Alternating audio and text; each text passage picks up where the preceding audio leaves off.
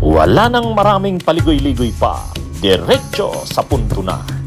Maiksi lang ang komentaryo, pero diretso sa punto. Maraming kuro-kuro, may tiwali, may totoo. Dito, sa Puntong Diretso tayo. Punto Diretso. Ito mga kabunyog, mga kababayan.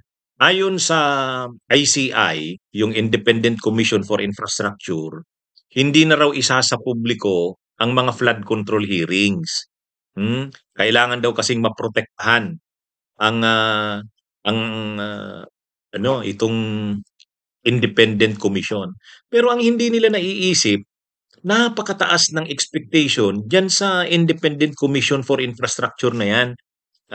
Parang yan na yung papalit ng imbestigasyon ng Senado. Ititigil na rin yung imbestigasyon ng Kamara, yung Infracom ni Congressman Ridon. Pero ang mga tao gustong subaybayan yan. Ngayon, tinigil yung Infracom hearings. Pwedeng ititigil na rin yan lang Blue Ribbon nila Lacson pagdating ng panahon tungkol dyan sa mga flood control hearings na yan. Tapos ito namang ICI sa ilalim ni retired Associate Justice sino ba tong naging ano dito? Chairperson ng ICI. Ano yun? Kalimutan ko na tuloy yung pangalan ng yung chairperson na appointee rin ni Duterte. Ngayon, nangyari, bakit naman nila hindi isa sa publiko? Gusto nga ng tao, transparent, public yung hearing. Para nakikita, sinusubaybayan ng mga tao yan.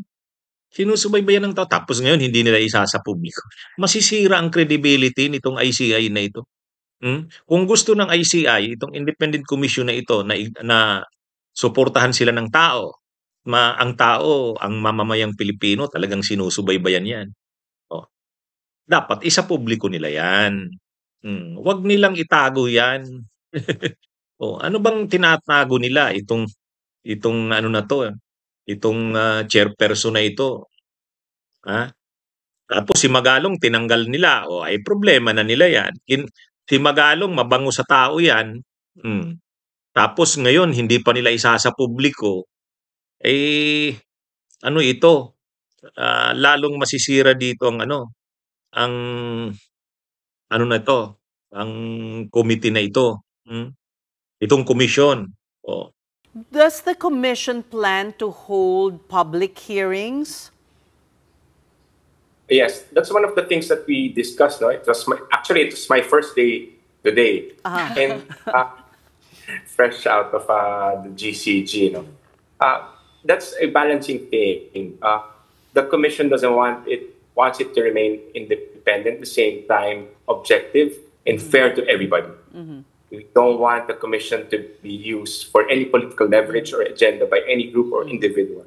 So that the commission will become deliberate, at the same time surgical, meaning all information, probably statements by our resource persons will have to be studied, reviewed, and probably confirmed.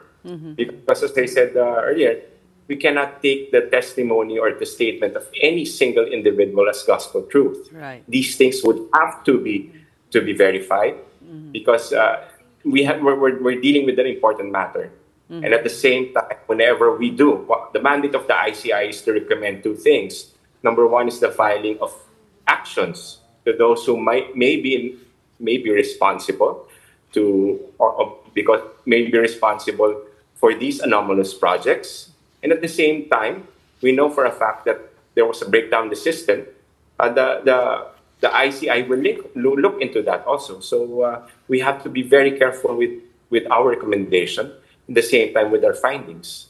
So we cannot be haphazard in filing cases, and later on it'll be dismissed left or right. Yeah. Because if that happens, we have failed. Kaya nakakalungkot Bakit ba ganyan ang nangyayari diyan sa ano na yan? Sa Independent Commission na yan? Ano yun? Dapat ang perception ng publiko diyan ay maganda.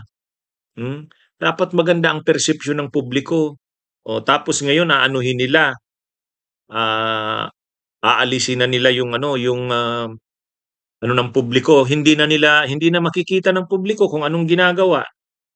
Hindi maganda, pangit. Kaya itong anong 'to, kung sino man ang nag-advise diyan o kung ito bang chairperson na ito ang nag-decide niyan, ill-advised. Pag-isipan niyo uli 'yan, 'no? Kailangang malaman ng publiko ang nangyayari diyan sa independent commission na 'yan.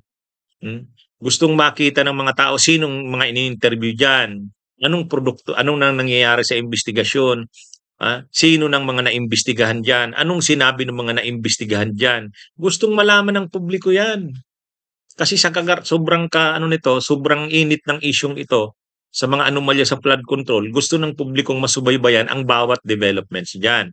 Tapos aanuhin nila, hmm, ah, aanuhin nila itong public hearings, hindi na nila isasagawa sa publiko. Closed door na kumbaga. Ang pangit naman ang pangit naman ng anong ito, ng mga kabunyog, mga kababayan. Hindi maganda ang nagiging desisyon ng anong ito, ah, ng ng komisyon na ito. Ang chairperson ng committee ito, syempre okay sana diyan okay sana diyan si Babe Singson. Okay sana. Ang problema nung bandang huli, ang linagay na chairperson, marami na ngang nagre-react ng linagay diyan yung chairperson. Si retired Associate Justice ng Supreme Court, Andres Reyes. Duterte appointee yan eh. Duterte appointee. Marami ng sino ba yan? Sino ba si Andres Reyes? Dapat itong si Andres Reyes magpakitang siya na katiwala siya ng publiko. Tapos ngayon ang desisyon niya, tinanggal na si Magalong. Tapos ngayon hindi pa nila ibubukas sa publiko yung mga pagdinig. Wala. Wala. Mawawala ang diyan. Kailangan ng ICI na yan ang suporta ng publiko. Paano sila susuportahan ng publiko kung hindi nila ibubukas sa publiko yung mga hearings nila? Wala. Hindi talaga maganda. Mali yung desisyon yan ng ICI. Bunyog, halikan na kasama ka. Bunyog, kapag buklod ay may pag-asa. Luzon, Visayas, Mindanao, isa ang pananaw. Sa bagong Pilipinas ang bunyog isisigaw.